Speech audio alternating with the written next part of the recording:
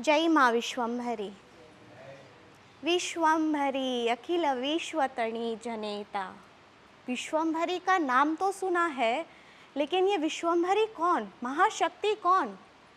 सदैव सुनते आए हैं विधाता विधाता, तो सब कहते हैं, तो फिर ये विधाता कौन? अच्छे कर्म करते हैं तो अच्छा फल मिलता है, और वही अगर बुरा कर्म करे तो बुरा। ये फल देने वाली शक्ति कौन? इन सभी प्रश्नों के उत्तर ढूंढना श्री महापात्र का परम लक्ष्य था, और वो लक्ष्य तक पहुंचने के लिए उन्होंने अनेक जन्म से संघर्ष का सामना किया। ऐसे संघर्ष जिसके बारे में हम कल्पना तक नहीं कर सकते, क्योंकि जब हमारे जीवन में संघर्ष आते हैं जो हमारे हीन कर्म के द्वारा ही मिलते हैं, वो संघर्ष का सामना करते करते या तो हम डर जाते हैं या तो हम हार मान लेते हैं। तो श्री महापात्र ने तो लौकिक के साथ साथ अलौकिक संघर्ष का भी सामना किया। कभी कभी प्रश्न होता होगा कि संघर्ष का सामना आखिर किया कैसे जाए। संघर्ष का सामना सदैव युद्ध से नहीं होता, कभी कभी इशारों से, संगीत से, शब्द से, और सबसे महत्वपूर्ण मौन रहकर भी किया जा सकता है। संघर्ष का सामना करना क्या इतना कठिन है? अगर इतिहास में देखें तो रानी लक्ष्मीबाई का नाम क्या इतिहास में इसलिए जुड़ा क्योंकि उन्होंने युद्ध किया था? नहीं, उनके जीवन में जब भी कोई ऐसे संघर्ष आए, वे समय पर उन्होंने हंसते हंसते हकारात्मकता के साथ संघर्ष का सामना किया, अपनी मर्यादा, अपनी संस्कृति को आचरण में लिया, और सबको सत्य के लिए लड़ना सिखाया, सबको जागृत किया, और तब जाके उनका नाम इतिहास में जुड़ा। जब सीता माता का अपहरण हुआ था तब उनके पास दो मार्ग शेष थे, या तो वो निराश होके यूं ही बैठे रहे, या तो फिर वो समय का इस्तेमाल करें, और उन्होंने वह समय का सही इस्तेमाल किया, यानी अनेक स्त्रियों को अपने आचरण से प्रभावित करके सत्य धर्म की परिभाषा बताई, सत्य के लिए लड़ना सिखाया, उन्हें जागृत किया। श्री राम, श्री कृष्ण के बारे में हम सबको पता ही है।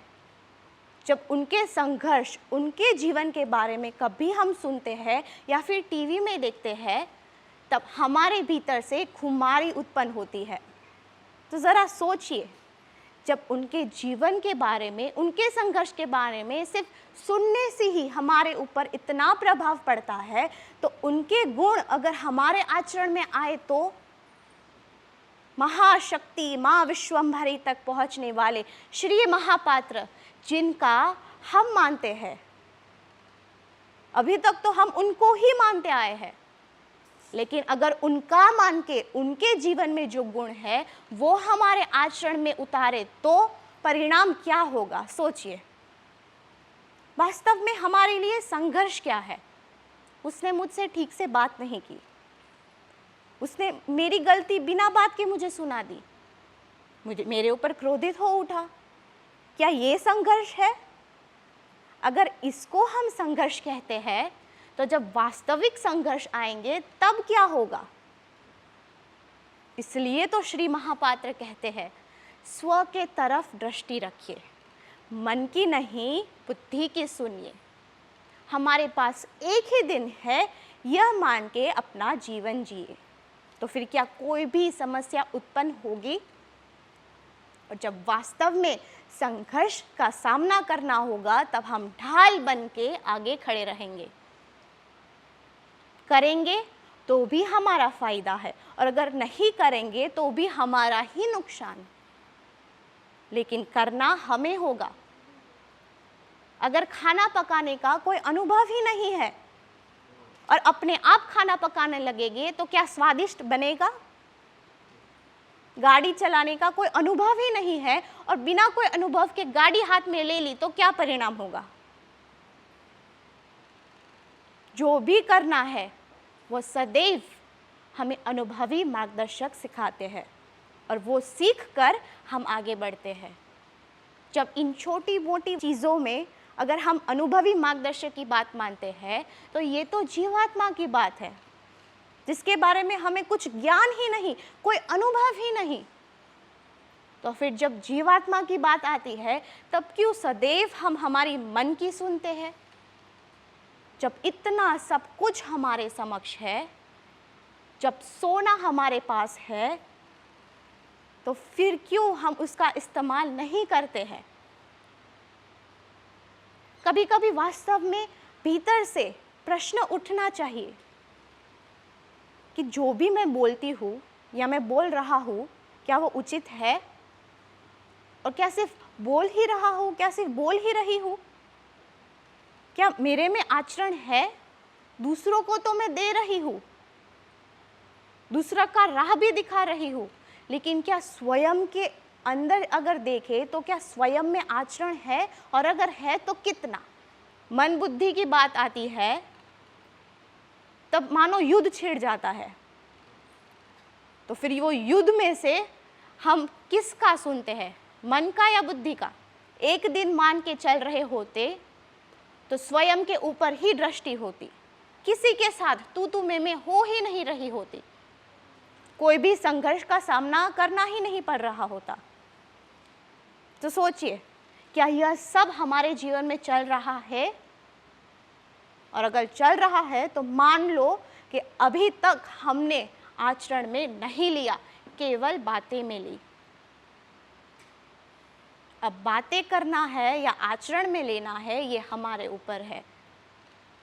जैसे मैंने पहले कहा कि सीता माता के पास 2 मार्ग शेष थे, या तो वो मौन रहकर वैसे ही वहाँ खड़े रहे, या तो वो समय का इस्तेमाल करें। और उन्होंने क्या किया? समय का इस्तेमाल, और उसका परिणाम आज हम सब जानते हैं।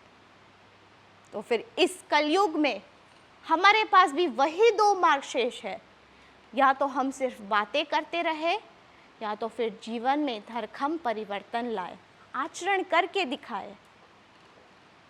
अब परिणाम किसके आगे जाना है, परिणाम किस और ले जाना है, ये हमारे ऊपर है। इतिहास गवाह है, श्री राम, श्री कृष्ण, महाराणा प्रताप, सीता माता, रानी लक्ष्मीबाई, क्या इन्होंने कोई भी संघर्ष का सामना नहीं किया था? उनके पास कोई मार्गदर्शक भी नहीं था। जो भी समस्या उत्पन्न होती थी उसका समाधान वे स्वयं करते थे। तो फिर अगर हमारी बात करें तो हमें तो समाधान ढूंढने की आवश्यकता ही नहीं, क्योंकि हमारे पास श्री महापात्र है। ऐसा नहीं लगता कि तप नहीं किया है इसलिए उसका मूल हमें समझ नहीं आ रहा है। अगर हम स्त्रियों को घर की साफ सफाई करनी हो तो जब पसीना बहता है तब जाके पता चलता है कि कितनी कष्टी सहन करनी पड़ती है। और वही घर अगर कोई गंदा करे तो क्या होता है? उसके ऊपर चिल्लाने लगते हैं कि अभी तो साफ किया है, मत बिगाड़ो। वैसे ही ये तप नहीं किया है, इसलिए उसका मूल हमें नहीं पता। सब कुछ अपने आप दे दिया। तप किसने किया? श्री महापात्र और उनके परिवार ने।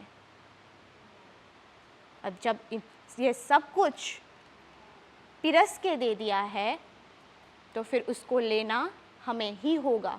अगर नहीं लेंगे तो दूसरे जो तैयार है, जिसके अंदर तत्परता है, जिसे जिज्ञासा है कि मुझे मोक्ष प्राप्त करना है, मुझे मेरे जीवात्मा का उद्धार करना है, वो आके ले जाएंगे और हम यूं ही रह जाएंगे। अब रह जाना या मोक्ष प्राप्त कर लेना ये हमारे ऊपर है। जय मां विश्वम्भरी।